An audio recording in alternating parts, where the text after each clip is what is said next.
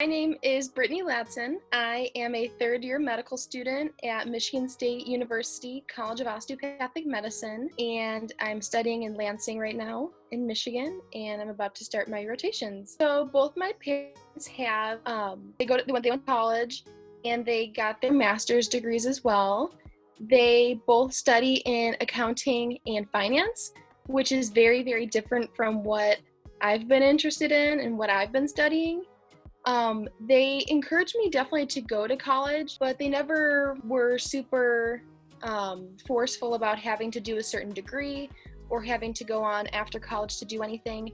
It was more my choice, which I appreciated, because if it were up to them, I'd probably be in office right now doing some kind of number crunching. I appreciate they gave me the freedom to like what I like and dislike what I dislike. And so it was completely my choice. And so I went into the medical field. I didn't really know what I wanted to do. I was thinking dentistry, I was thinking PT, but I did stumble upon being a physician and specifically wanting to be a DO. So an MD and a DO, they're both doctors. They're both licensed in the US, and they study same thing, which is cardiology and neurology and all that stuff. But there is one added component to being a DO, and that is studying osteopathic manipulative medicine, and that's shortened to OMM. And that's like a chiropractic-like technique that physicians use their hands to help people with their aches and pains. And it's like putting in different positions and muscle tension and all that stuff that just helps relieve daily wear and tear problems that people have.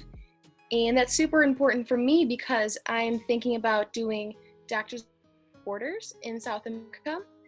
So certain things like an inversion table or certain medications aren't always available, and they may not be available long term. So it's super important for me to learn this, that I can use my own hands to help treat a patient rather than have to rely on any type of other medication or treatment option. So I went to an international baccalaureate school, high school, and it's, for lack of a better way to say it, it's pretty much all AP classes, and so it's very challenging. There's also components of having to do service projects and additional writing assignments. So it's definitely a rigorous school, but it got me prepared for the rigors of college very well. And I chose to go to Michigan State for my undergrad. I studied in Lyman Briggs in their honors college, and I got a degree in human biology, and I minored in ethics. And then I made the decision to go to Michigan State again for medical school, and potentially in the future, I'll maybe do a master's in global or public health, probably through Michigan State as well. So I'm in my third year, so I'm at like a pivotal point in my medical school education. The first 2 years are your basic book work and testing, and your second 2 years are dedicated to rotations at the hospital. So I just got off in the next week, and so when I started medical school, I was thinking, wow, I'm like pretty young to be doing this. I'm the youngest you can be and enter medical school. I felt like everyone was my superior. I felt like people had much more just life experiences under their belts. People are married and they have children. People have had full-time careers before they go to medical school. So I felt like I was not welcome, like I wasn't part of that group. And there's definitely an element of imposter syndrome about entering into such a thing, medical school. But you get adjusted. And so that kind of went away for a minute. But now that rotations are starting and we've had our orientation and everything, there is another element of the imposter syndrome coming back up. Even though these fourth year students are only a year ahead of me, they seem to have it so much more together. I'm always questioning myself, am I smart enough to do this? Am I do I have the brain capacity to do this? And I just took my board exams this past month, and I passed, which is a wonderful thing, but I kind of barely passed. So again, there's that apprehension about how is that going to play out in rotations? Am I going to be able to do this? Am I able to treat patients the way they need to be treated? If I were to give myself advice when I was an undergrad, it would definitely be just believe in the process, and there's a reason that it's a journey. For sure. I would say it's more so something that affected me once I was in medical school, because I'm definitely someone who can, go without sleep, and I'll do anything to, I not that I don't like to sleep, but I will do stuff instead of sleeping. But something that's really challenging is balance between your studies and then your co-curricular activities. So they're both important to building a resume, and without one you can't get in, without the other you can't get in. So they're definitely codependent on each other, but you need to strike a balance. I didn't struggle with it in undergrad because, again, I don't sleep. I was able to balance everything, but because the study load became so great once I entered medical school, that's where that challenge really presented itself. And you want to be a well-rounded person. You want to volunteer still. You want to network and go to conferences, but it becomes challenging when you need to study as well and you need to prep boards and everything. My advice is trying to set a schedule for yourself, make it a realistic schedule. I know we'd all like to get through our whole to-do list in one day, but most of the time that's not possible. So setting something that's realistic, and you also feel very accomplished when you get through it on the timeline that you expected to. And that can help you get those things checked off your list, both the studying and the extracurricular stuff you have to get done. I didn't ask before, which is good to ask, is did you feel like you had a support system like going through this medical school process? A couple things. When you start medical school, you don't know what you're really getting into. So once you have like your 2 feet in the program and you're getting going, I think it's important at that point to set good boundaries with your friends and family, because they will be your biggest support system throughout the whole process. They will be the ones to be by your side the whole time, but you want them there appropriately. You don't want them to be asking you to hang out and asking you to do all this stuff when it's not good for your education to do so at some times. And so definitely friends and family, you don't want to push them away, especially if you have a significant other. You don't want to push them away either, even though it's the easier thing to do. It's easy to just sit down and study all night long and neglect everything else in your life. Also, when you start, getting a good girl gang together or a friend group together is also really important, because they're going to be the ones to pray for you. They're going to be the ones who, are you okay? I haven't heard from you in 2 days. They're going to be the ones that really support you, and they also know exactly what you're going through. Unlike your friends and family, they may not understand, especially if they're not physicians or aren't in the medical school or another medical school. So making sure that you really foster those relationships as well is super important. And then also reaching out to upperclassmen and people that know more than you to get a grip of what to expect and how to prepare yourself for it, because that's a whole nother beast. Is doing something is hard, but then prepping your mind to do it can also be just as hard. So if you have someone who can give you some insight and some advice is important, and it really helps the whole mentoring, and the whole process becomes a lot more smoother. There is something to be said about having a checklist of things you need to get taken care of in undergrad in order to be a strong applicant for medical school.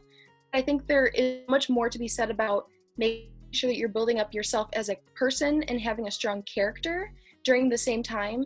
And that also greatly contributes to being a strong applicant and being a good person. So for instance, my family has a dog rescue. It has nothing to do with medicine.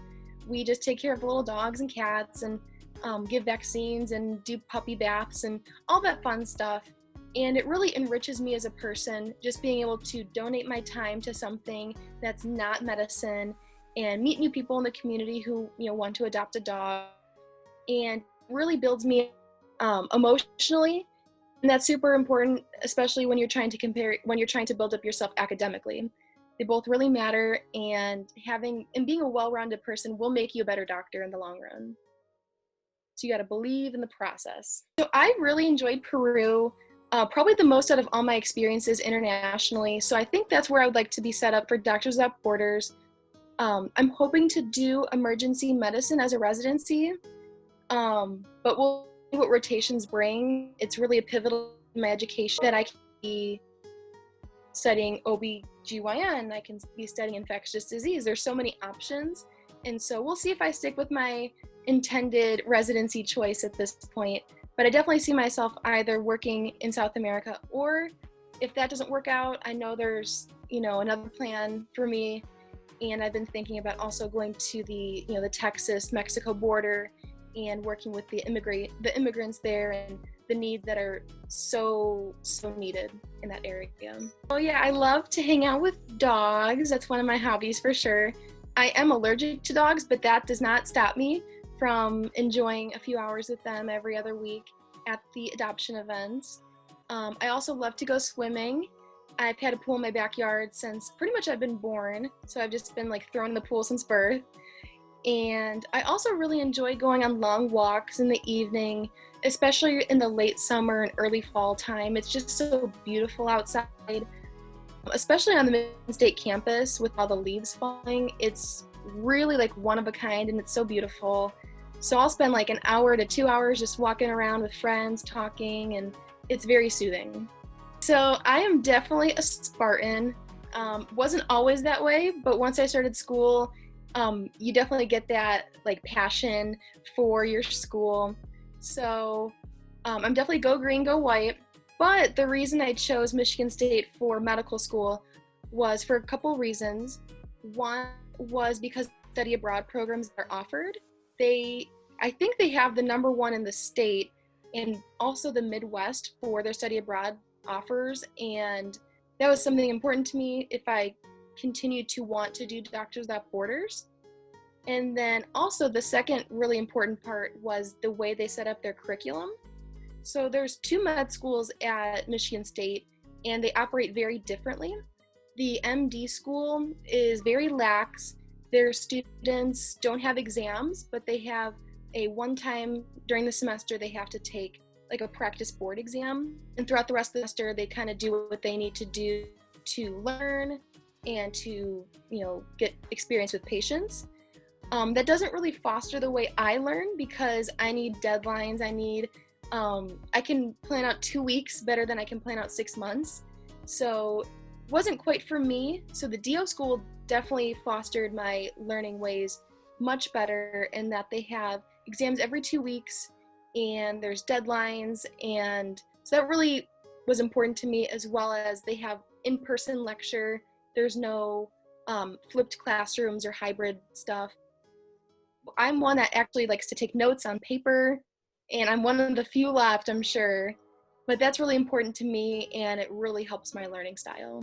Yeah, so for the last about year and a half, I've been having a blog on both Facebook and Instagram. It's called My Miles to Medicine, and I started it right when I got my acceptance letter to medical school. So it's that whole leading up to entering, and then what I've done so far in medical school. I post my photos from my different medical missions trips. I post tips about pre-med and the application process, and also things about studying for boards and studying for class. And so it really is for any type of medical person. You don't have to be a pre-med, you don't have to be a current medical student. There's a bunch of everything, and it's cool. I don't post all that often, maybe once a month, twice a month, but it's just a glimpse into what it's like to be a medical student. And it shows you how busy you are when you can't be on all the time as well. So my biggest piece of advice would be, when you're studying, make sure that you are focused on studying. You're not making plans for Friday night. You're not, chit-chatting on your phone, all that stuff.